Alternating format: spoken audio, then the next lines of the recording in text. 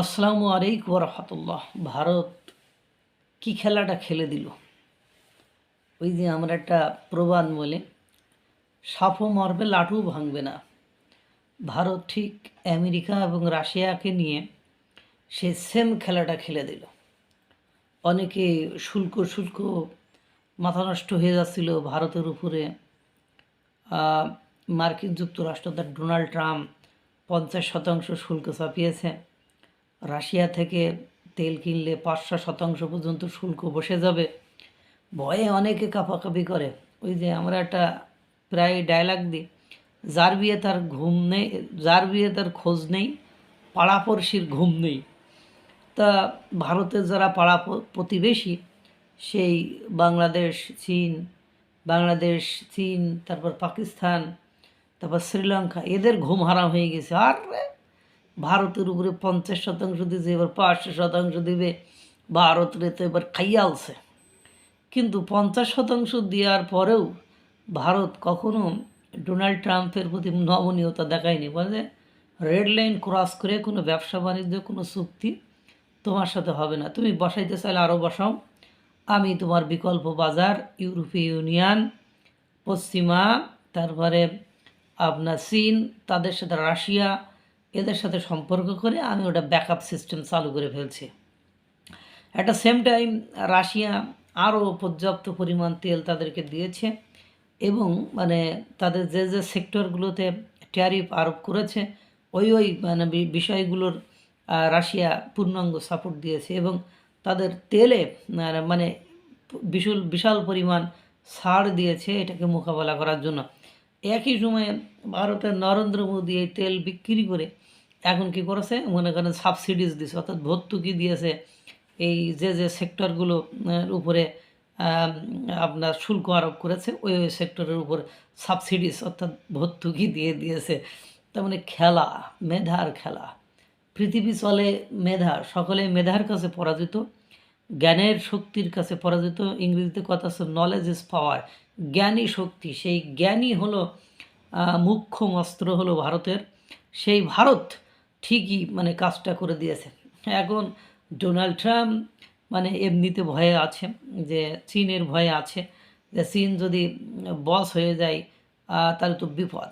সেক্ষেত্রে তাকে চীনের নাটবল্টু টাইট দিতে হলে, তার দড়ি ধরে রাখতে হলে বা তার দড়ি উল্টা পথে টানতে হলে ইন্দো প্যাসিফিক অঞ্চলে অর্থাৎ দক্ষিণ এশিয়া মহাদেশে একমাত্র দেশ ভারত ছাড়া আর কারোর উপর আস্থা এবং ভরসা করা যাবে না, আর কোনো বিকল্প কোনো শক্তিই নেই।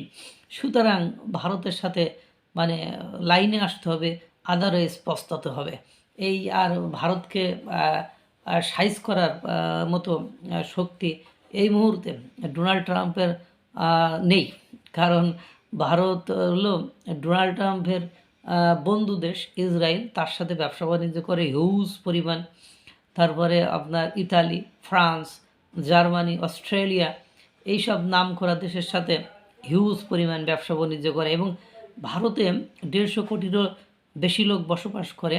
এই লোক, কারণ আপনি ব্যবসা বাণিজ্য কী করবেন, কারণ আপনার ব্যবসা বাণিজ্য করতে গেলে তো আপনার লোকজন দরকার। তো এইসব যেসব উন্নত দেশের কথা বললাম তাদের দেশের মানে ব্যবসা বাণিজ্য এই ভারতের সাথে করতে, এবং এমন কোনো দেশ নেই বিশ্বের যে দেশে ভারতের বিজ্ঞানী নেই, ভারতের দক্ষ কর্মী নেই, ভারতের শ্রমশক্তি নেই, মানে সকল দেশেই রয়েছে। সুতরাং সব কিছু মিলে এবার দেখেন আমরা H1B ভিসা দিয়ে ডোনাল্ড ট্রাম্প ভারতকে আটকাতে চাইল। সেম টাইমে জার্মানি বলল, ভাই তোমার ওই লোকজনগুলো আমারে দাও তো, আমি কাজে লাগাই আমার দেশকে সামনে নিয়ে যাই। তোমার মানে মার্কিন যুক্তরাষ্ট্র তোমাকে যে সম্মান দিছে বা তোমার দেশের জনগণকে যে উপযুক্ত মর্যাদা দিতে পারে না, আমার দেশ আমি মর্যাদা দেবো। অ্যাট দ্য সেম টাইম চীন বললো, কে ভিসা চালু করলো, অ্যান্ড সে কে ভিসা বললো তোমার লোকজনরা আমারে দিয়ে দাও। তাহলে এখন কী হলো, H1B ভিসা যে খেলা ট্রাম্প খেলতে চেয়েছিল সেখানে ফেইলিউর হয়ে গেল।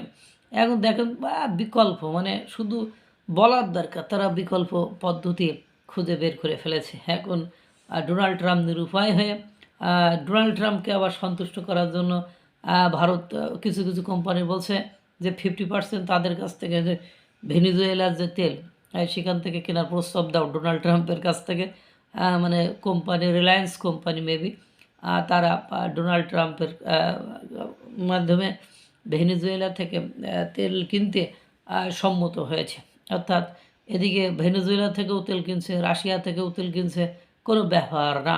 তারা তাদের তেলের মানে অপরিশোধিত তেল কিনে তারা পরিশোধন করে বিভিন্ন দেশে বিক্রি করছে, কোনো ব্যাপার তাদের কাছে কোনো ব্যাপার না। এবার আসুন, ইউরোপীয় ইউনিয়নের সাথে মার্কিন যুক্তরাষ্ট্র তার ডোনাল্ড ট্রাম্পের সম্পর্কে ভাটা চলছে, সেই সময় একেবারে পুরোদমে ভারত সেই সুযোগ সুবিধাটা নিয়ে নিয়েছে। আপনারা জানেন এখনই বর্তমান সময়ে ইউরোপীয় ইউনিয়নের প্রতিনিধি দল তারা কিন্তু ভারত আছে মাদার অফ ওয়ার্ল্ড ডিলস নামে একটা চুক্তি সই তাদের সাথে হতে যাচ্ছে।